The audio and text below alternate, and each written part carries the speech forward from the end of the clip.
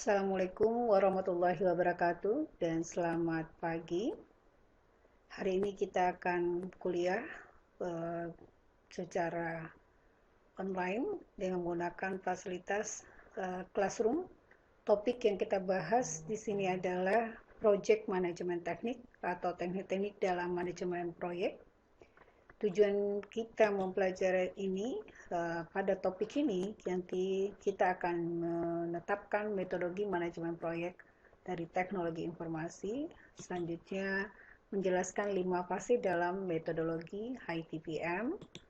Yang ketiga, mengidentifikasi fase dan infrastruktur yang membentuk ITPM itu sendiri, menjelaskan peran ITPM dalam proyek teknologi informasi. Manajemen proyek proses atau proses manajemen proyek. Proses di sini diartikan sebagai serangkaian tindakan yang diarahkan pada hasil tertentu.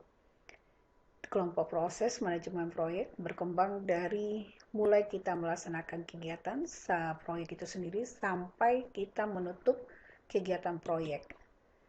Di dalam proses manajemen proyek, proses itu dibagi menjadi 5 kelompok.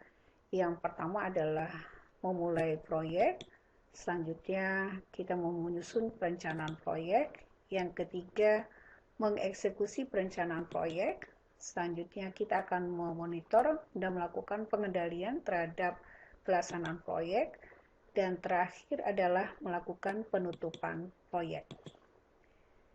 Memulai proses dalam manajemen proyek itu merupakan tanda awal proyek atau fase dari sebuah proyek TI. Atau memulai proses juga merupakan menentukan dan mengotorisasi fase proyek itu sendiri. Selanjutnya, yang di dalam memulai proses juga merupakan kegiatan yang berlangsung selama setiap fase proyek. Maksudnya, di dalam fase manajemen proyek atau fase yang kita lakukan dalam pengembangan proyek, di situ ada kegiatan ya, proses yang kita lakukan setiap kita melaksanakan fase dalam manajemen proyek itu sendiri. Yang kedua adalah proses perencanaan proyek. Di dalam proses perencanaan proyek, di kegiatan yang akan dilakukan itu adalah merupakan kegiatan untuk mendukung perencanaan seluruh proyek dari setiap fase individu. Selanjutnya di dalam proses perencanaan, di sini kita akan melakukan perancangan dan memelihara skema yang bisa diterapkan untuk memastikan bahwa proyek memenuhi kebutuhan organisasi. Proyek mencakup beberapa rencana seperti rencana manajemen ruang lingkup, rencana manajemen jadwal, rencana manajemen biaya, dan rencana manajemen pengadaan. Di dalam proses perencanaan juga berhubungan dengan bidang pengetahuan dari project management atau yang kita kenal dengan PMBOK atau PMBOK, Project Management Body of Knowledge, di mana di dalam PMBOK ada 10 bidang yang harus dikuasai oleh seorang manajer project. Yang proses yang ketiga adalah proses pelaksanaan. Pada proses pelaksanaan, seorang manajer project itu harus fokus pada koordinasi orang dan sumber daya untuk melaksanakan kegiatan yang direncanakan dari rencana atau fase proyek dan menciptakan produk, layanan, dan hasil proyek atau fase. Proses yang keempat adalah proses pemantauan dan pengendalian dari proses pelaksanaan proyek. Sini memungkinkan untuk mengelola dan mengukur kemajuan menuju keberhasilan proyek itu sendiri, ya, yang sesuai dengan ruang lingkup, jadwal, anggaran, dan sasaran dari kualitas proyek. Pada proses pemantauan dan pengendalian, memungkinkan seorang manajer proyek dan tim untuk mengukur dan mengawasi varian proyek antara hasil aktual, hasil yang sebenarnya, dan yang direncanakan, sehingga tindakan korektif yang tepat dapat diambil ketika diperlukan. Maksudnya di sini adalah, seperti yang sudah dijelaskan sebelumnya, pada saat kita melakukan pengembangan sebuah proyek teknologi informasi atau sistem informasi, kita pertama kali harus memilih model pengembangan sistem yang akan kita gunakan dalam pengembangan sebuah proyek. Misal, salah satu model pengembangan sistem yang paling umum digunakan adalah model waterfall model atau waterfall model. Di dalam waterfall model ada beberapa fase atau tahapan. Satu adalah inisiasi project, yang kedua adalah requirement analysis atau analisa sistem, yang ketiga adalah software design atau perancangan sistem, yang keempat adalah software development atau coding, yang kelima adalah software implementation atau implementasi sistem, yang selanjutnya adalah software verification atau pengujian software. Di dalam setiap fase, kita harus bisa menerjemahkan kira-kira kegiatan apa yang harus kita lakukan setiap fase. Misal contoh, di dalam inisiasi project, kegiatan yang harus kita lakukan adalah pengumpulan data. Pengumpulan data merupakan kegiatan yang ada subkegiatan dalam inisiasi project. Teknik yang bisa kita gunakan dalam pengumpulan data adalah observasi, interview, atau dengan menggunakan kuesioner.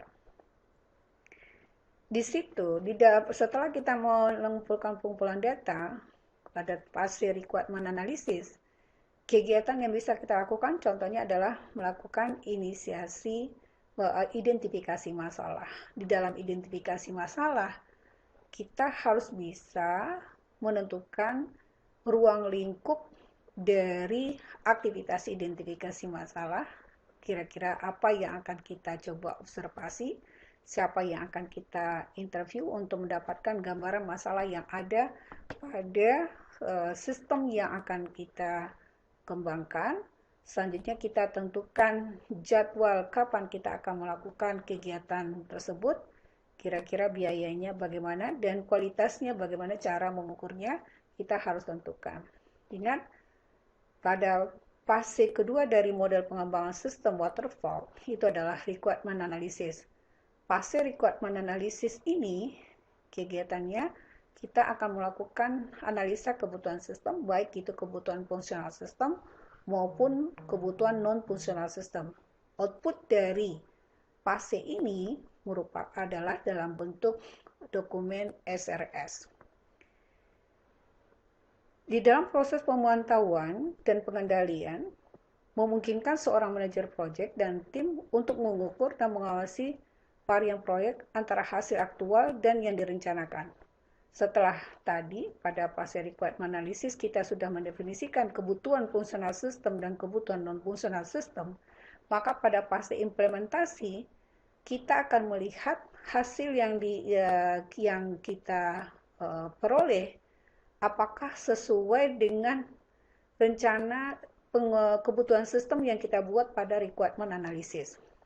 Jika tidak sesuai, maka kita bisa mengambil tindakan korektif yang tepat sehingga apa yang diinginkan oleh pelanggan kita itu dapat kita penuhi dan kita akan uji pada software verification atau pengujian software. Selanjutnya pada proses yang terakhir dari manajemen project adalah proses penutupan. Pada proses penutupan ini, kita akan menyediakan serangkaian proses untuk secara formal untuk menerima produk atau layanan atau hasil akhir proyek sehingga proyek atau fase dapat berakhir dengan tertib. Setelah proses pengujian kita lakukan dan hasil yang aktual yang ada sesuai dengan hasil perencanaan yang sudah kita lakukan pada requirement analysis dan itu sudah disetujui oleh customer kita, maka kita boleh melakukan proses penutupan proyek ya dengan tertib. Proses penutupan ini juga merupakan kegiatan administrasi yang sering melibatkan kelompok seperti pengarsipan file proyek, penutupan kontrak, mendokumentasikan pelajaran yang didapat, dan menerima penerimaan formal atas karya yang disampaikan sebagai bagian dari fase atau proyek. Jadi di sini kita sudah berusaha melakukan penyerahan proyek, laporan proyek sudah bisa kita serahkan kepada customer, dan kita sudah bisa melakukan penutupan kontrak, dan itu semua kita dokumentasikan dengan baik sebagai proses pembelajaran. Selanjutnya adalah di dalam penyelesaian proyek itu, masing-masing kelompok proses ditandai dengan memiliki keluaran yang lengkap untuk kegiatan yang terkait. Dan keluaran itu dapat dipetakan ke bidang pengetahuan tertentu. Misalnya di sini, bidang pengetahuan Project Integration Management, proses inisiasinya adalah mengembangkan piagam proyek atau develop project charter. Outputnya berarti adalah piagam proyek itu sendiri. Atau contoh yang kedua misalnya di sini adalah area bidang pengetahuan project stakeholder management. Proses inisiasinya adalah mengidentifikasi stakeholder yang ada di dalam proyek teknologi informasi tersebut. Selanjutnya outputnya adalah stakeholder register. Jadi daftar-daftar dari stakeholder yang ada dalam proyek itu sendiri. Kalau kita bawa ke dalam model pengembangan sistem waterfall, maka fase dari requirement analysis, proses inisiasinya adalah kita membuat atau melakukan analisa kebutuhan sistem yang baru, apakah itu kebutuhan fungsional sistem maupun kebutuhan non-fungsional sistem. Outputnya di sini adalah SRS. Yang contoh keduanya, misalnya kita pada fase software design. Software design, berarti inisiasi proses pada proses desain adalah kita memodelkan proses yang pertama, yang kedua adalah memodelkan datanya, selanjutnya kegiatan yang ketiga adalah melakukan perancangan antarmuka atau interface design. Outputnya di sini adalah SDD. Di sini adalah metodologi manajemen proyek IT itu, contohnya di sini.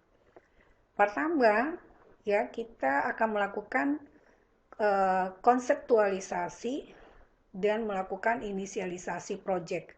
Outputnya dalam bentuk business case. Ya, yang setelah kita melakukan konseptualisasi dan inisiasi proyek, kita akan mengembangkan rencana proyek dan kita akan membuat atau menyusun piagam proyek atau project charter. Maka output dari fase ini itu adalah project charter dan rencana proyek itu sendiri. Setelah kita berhasil membuat perencanaan proyek dan menyusun piagam proyek, maka berikutnya adalah kita akan mengeksekusi dan melakukan proses pengawasan terhadap proyek yang sudah kita develop dan yang kita sudah sepakati di dalam project charter. Fase ini juga dikenal dengan PLC fase atau phase.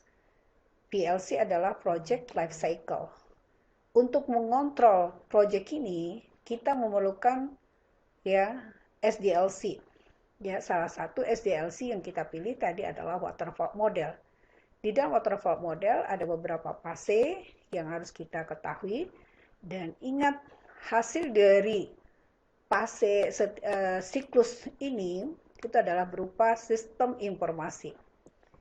Sistem informasi yang kita sudah hasilkan dan pada software design atau software implementation, selanjutnya akan kita melakukan pengujian terhadap software tadi di dalam model waterfall, ya dengan menggunakan cara black box atau whiteboard.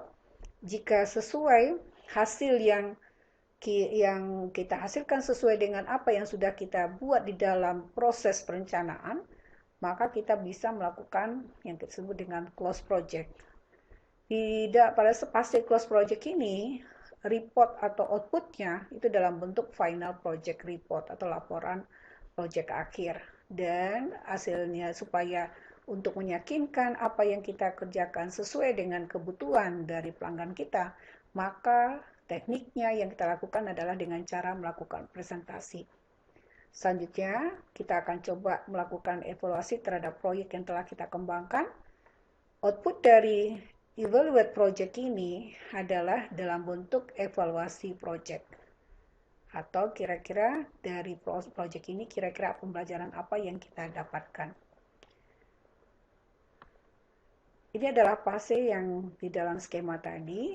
Fase 1, di sini kita melakukan konseptualisasi dan menginisiasi proyek. Fase 2 adalah kita mengembangkan piagam proyek itu sendiri dan menyusun rencana proyek yang terperinci dengan memperhatikan skop, schedule, anggaran, dan kualitas. Fase 3 adalah menjalankan proyek sesuai dengan piagam proyek atau rencana proyek. Selanjutnya kita kontrol proyek tersebut menggunakan pendekatan seperti SDLC atau pendekatan lain. Fase 4-nya tadi menutup proyek. Ya, pada saat kita menutup proyek ini outputnya adalah dalam bentuk laporan proyek akhir. Dan itu kita bisa melakukan dengan cara presentasi untuk meyakinkan kepada pelanggan kita bahwa proyek yang kita buat itu memang sesuai dengan permintaan atau masalah yang mereka hadapi. Fase 5-nya adalah evaluasi terhadap kesuksesan proyek. Landasan dari manajemen proyek IT yang pertama itu adalah tool. Ya, jadi tool ini adalah alat bantu yang kita gunakan dalam memanage proyek teknologi informasi atau sistem informasi. Salah satu tool yang bisa kita gunakan itu adalah menggunakan Microsoft Project atau tool yang kita gunakan dalam melakukan pengawasan proyek IT kita itu adalah menggunakan Computer Aided Software Engineering atau CAS. Selanjutnya yang kita perhatikan adalah infrastrukturnya atau infrastrukturnya. Infrastruktur dalam manajemen proyek IT itu yang pertama adalah organisasi, yang kedua adalah infrastruktur proyek, yaitu terdiri dari lingkungan proyek, peran dan tanggung jawab anggota tim, proses dan kontrolnya. Yang ketiga adalah infrastruktur teknik atau teknikal. Dan dasar manajemen proyek IT selain tool, infrastruktur, itu adalah PMBOK atau PMBOK, Project Management Body of Knowledge, atau bidang pengetahuan dari manajemen proyek yang terdiri dari 10 area.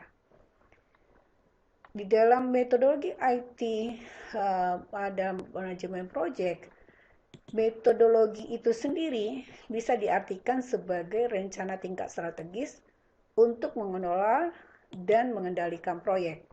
Atau metodologi juga bisa diartikan sebagai rencana permainan untuk mengimplementasikan siklus hidup proyek dan produk.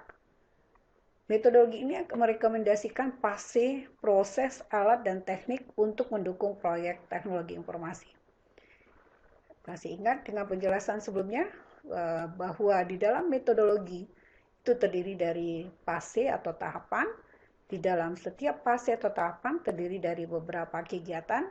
Di dalam melakukan kegiatan, kita memerlukan alat atau teknik. Ini adalah konsep dari metodologi. Dan ingat, metodologi yang kita pilih harus fleksibel dan termasuk praktek terbaik yang dipelajari dari pengalaman seiring waktu. Maksudnya di sini adalah model pengembangan sistem yang kita pilih, selanjutnya alat atau teknik atau pendekatan yang kita gunakan dalam mengembangkan proyek teknologi informasi atau sistem informasi itu adalah alat atau teknik yang kita pahami atau yang kita kuasai. Jangan sampai teknik atau tool atau pendekatan yang kita pilih adalah pendekatan atau tool atau teknik yang kita tidak paham. Karena kalau kita tidak paham terhadap tool atau teknik yang kita gunakan, itu akan mengganggu waktu penyelesaian proyek. Di dalam rencana proyek, kita akan menggali lebih dalam aktivitas dalam fase pengembangan. Selanjutnya kita juga akan melakukan pembagian tugas dan pengelompokannya ke dalam mengelompokkannya itu ke dalam work breakdown structure atau struktur kegiatan. Di dalam WBS, kita akan membuat estimasi jadwal, berapa durasi pelaksanaan, serta penanggung jawab tugas tersebut. WBS adalah penguraian atau pembagian proyek secara detail menjadi aktivitas yang hierarki, di mana setiap aktivitas akan dialokasikan kepada pelaksanaan masing-masing. Misalnya contoh, model pengembangan sistem yang kita pilih adalah model waterfall model. Model waterfall. Selanjutnya, di dalam fase kedua dari waterfall model adalah melakukan analisa kebutuhan sistem. Analisa kebutuhan sistem itu dibagi menjadi analisa kebutuhan fungsional sistem dan analisa kebutuhan non-fungsional sistem. Kita di dalam melakukan analisa kebutuhan fungsional sistem, itu nama aktivitasnya, maka di dalam aktivitas tadi kita harus membuat estimasi jadwal atau durasi pelaksanaan. Misalnya, di dalam melakukan analisa kebutuhan fungsional sistem, kita membuat estimasi atau perkiraan dapat kita kerjakan selama 1 minggu. Ya, 1 minggu. Dan ingat, kita juga harus bisa menentukan jika kita sudah melaksanakan aktivitas menganalisa kebutuhan sistem, kira-kira output dari aktivitas itu apa? Kita harus bisa menentukan dalam melakukan kegiatan requirement analisis atau analisa kebutuhan, outputnya adalah SRS. Di dalam WBS itu, WBS bisa disajikan dalam bentuk struktur pohon. Di situ akan menunjukkan bagian dari pekerjaan yang diperlukan untuk mencapai tujuan. Dan prinsip dasar menjalankan WBS adalah kita harus komit dengan jadwal yang kita sudah susun. Karena di dalam WBS akan kelihatan hubungan antar bagian, dan di dalam WBS kita bisa melihat hasil yang akan kita capai dan bagaimana detailnya. Estimasi atau perkiraan. Estimasi merupakan kemampuan melakukan perkiraan secara akurat. Ya, ini merupakan salah satu keahlian yang sangat berharga dari seorang manajer proyek. Mengapa kita harus melakukan estimasi? Karena estimasi itu bisa menentukan perencanaan dalam mencapai waktu penyelesaian proyek. Sesuai dengan kesepakatan dengan stakeholder atau pelanggan kita, sehingga pada akhirnya akan menentukan penilaian orang terhadap keandalan dan kompetensi kita sebagai manajer proyek. Dan estimasi juga akan menentukan perhitungan biaya pelaksanaan proyek, yang pada akhirnya menentukan nilai jual proyek, sehingga hal ini menentukan profitabilitas proyek. Di dalam proyek teknologi informasi, salah satu teknik atau metode yang bisa kita gunakan untuk menentukan apakah proyek teknologi informasi atau sistem informasi yang kita akan develop itu layak untuk dikembangkan atau tidak, bisa menggunakan teknik yang kita sebut dengan cost and benefit analysis. Contoh WBS di sini adalah, pada intinya WBS itu adalah merencanakan pekerjaan yang harus dilakukan, lalu melakukan penguraiannya, menentukan estimasi dari durasi waktu yang dibutuhkan untuk setiap kegiatan atau task yang telah disusun, dan kapan jadwal pelaksanaannya. Dan ingat, proyek sistem informasi harus selalu berpedoman pada siklus hidup pengembangan software atau SDLC.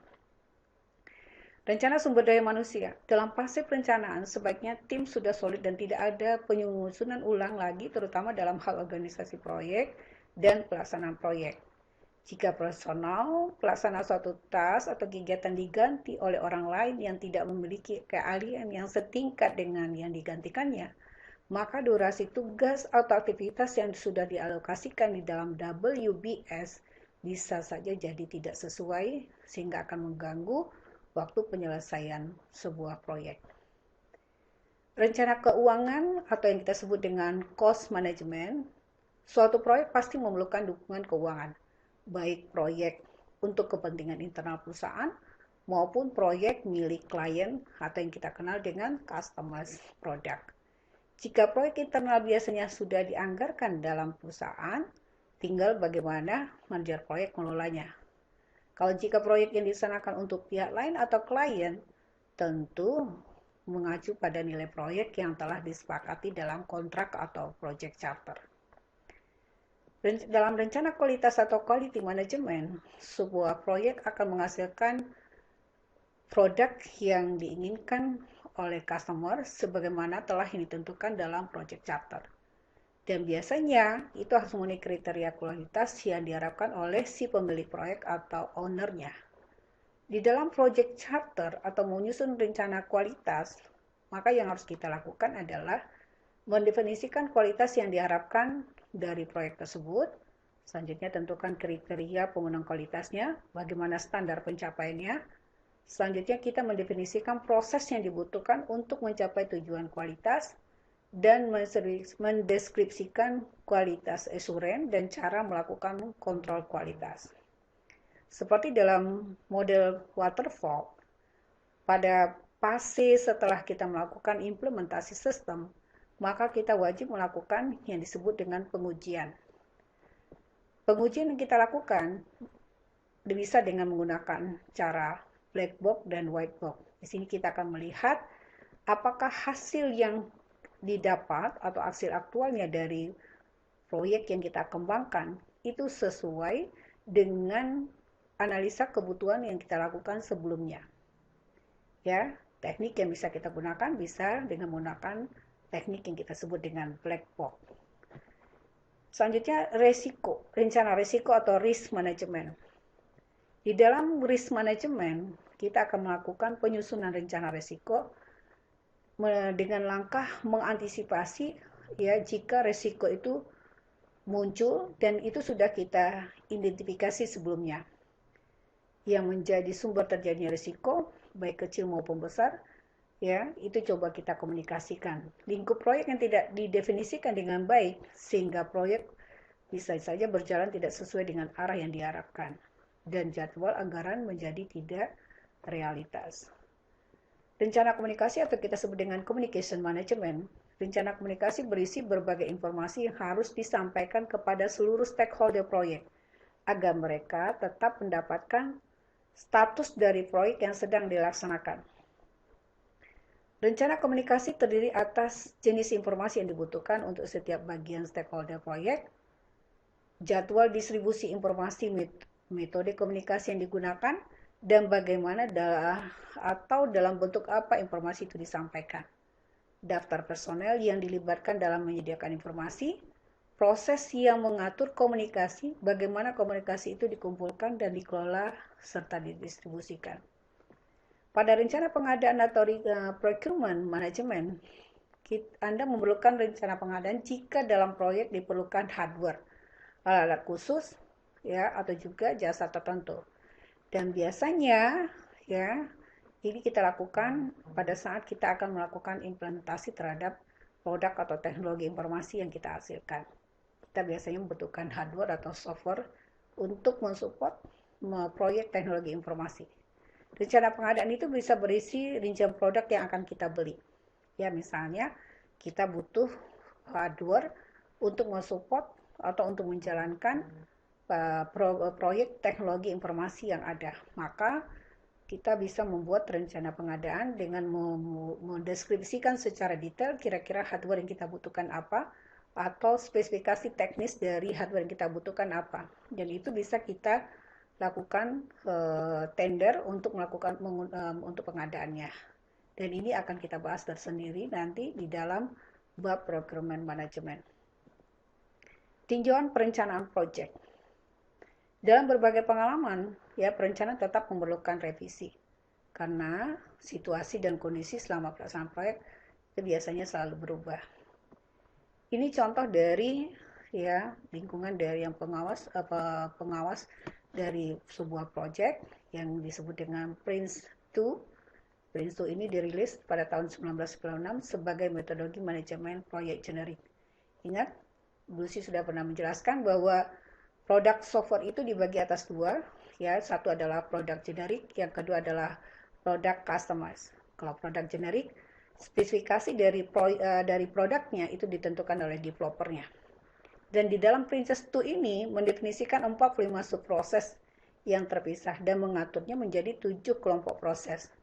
Ya, pertama itu adalah memulai proyeknya, inisiasi proyek, mengarahkan proyek, mengontrol panggung, mengelola pengiriman produk, mengelola batas tag, dan menutup proyek.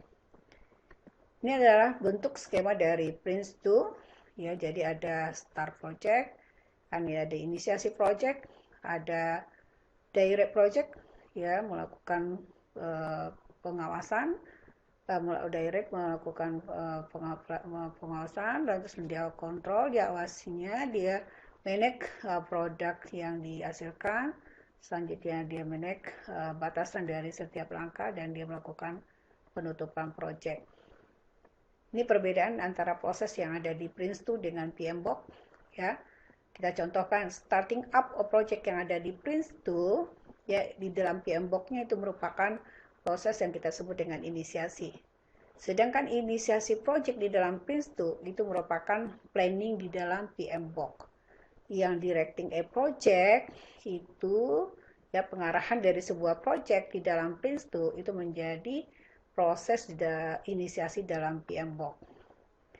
Demikian yang bisa Bu Lucy sampaikan. Terima kasih atas perhatian dan kerjasamanya. Mohon maaf dari segala khilaf. Ya, sebelum Bu Lucy tutup, ya, materi ini ada tugas yang harus Anda kerjakan. Anda diminta untuk membuat soal pilihan ganda dari materi ini. Masing-masing Anda wajib membuat soal pilihan ganda minimal 5 dan diupload di stream Classroom. Batas upload jam 10. Selanjutnya, Anda juga diminta mencari sebuah paper atau jurnal yang ada hubungannya dengan metodologi manajemen proyek teknologi informasi atau sistem informasi. Selanjutnya, buat ringkasan tentang metodologi manajemen proyek yang ada dalam paper tersebut.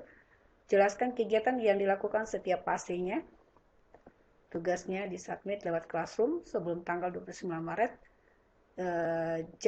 sebelum jam 8. Ditulis tangan di buku catatan, foto atau scan, ya, submit ke Classroom. Demikian, terima kasih. Waalaikumsalam.